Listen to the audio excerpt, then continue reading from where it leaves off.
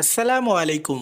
সম্প্রতি বিএনপির সিনিয়র যুগ্ম মহাসচিব রুহুল কবির রিজভী আজ এক সংবাদ সম্মেলনে আওয়ামী লীগ সরকারের বিরুদ্ধে তীব্র সমালোচনা করেছেন। তিনি এই সংবাদ সম্মেলনে অভিযোগ করে বলেন, রাষ্ট্রীয় পৃষ্ঠপোষকতায় আওয়ামী লীগ সন্ত্রাসবাদ চালাচ্ছে এবং বিএনপির শান্তিপূর্ণ আন্দোলনকে ভিন্ন খাতে প্রবাহিত করতে সহিংসতা ও অগ্নিসংযোগের আশ্রয় নিচ্ছে।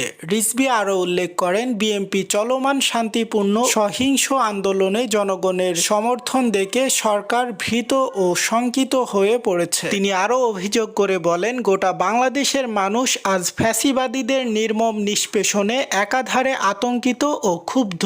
গত 16 বছর ধরে ক্ষমতার মোহে আওয়ামী অপশক্তি সুপরিকল্পিতভাবে মানুষ হত্যা করেছে। বিএনপি নেতাকর্মী ও অন্যান্য সাধারণ মানুষকে গুম, খুন, জুলুম, নির্যাতন চালিয়ে নিজের ক্ষমতা অটল রেখেছিল। কিন্তু আজ আমরা তার অপশক্তিকে ব্যাহত করে নতুন এক স্বাধীনতা নিয়ে এসেছি। তাই এখন আমাদের দায়িত্ব আমাদের দেশকে নতুন রঙে রঙ্গিত করে সাজিয়ে তোলা। বিএনপি নেতার এই বক্তব্য দেশের রাজনৈতিক অঙ্গনে নতুন আলোচনা সৃষ্টি করেছে। সরকারের পক্ষ থেকে এই অভিযোগের বিষয়ে এখনো কোনো প্রতিক্রিয়া পাওয়া যায়। এই সে গ্লোবাল নিউজ, সাথে আছে আমি হুসাইন আহমেদ। সকলকে অনেক অনেক ধন্যবাদ।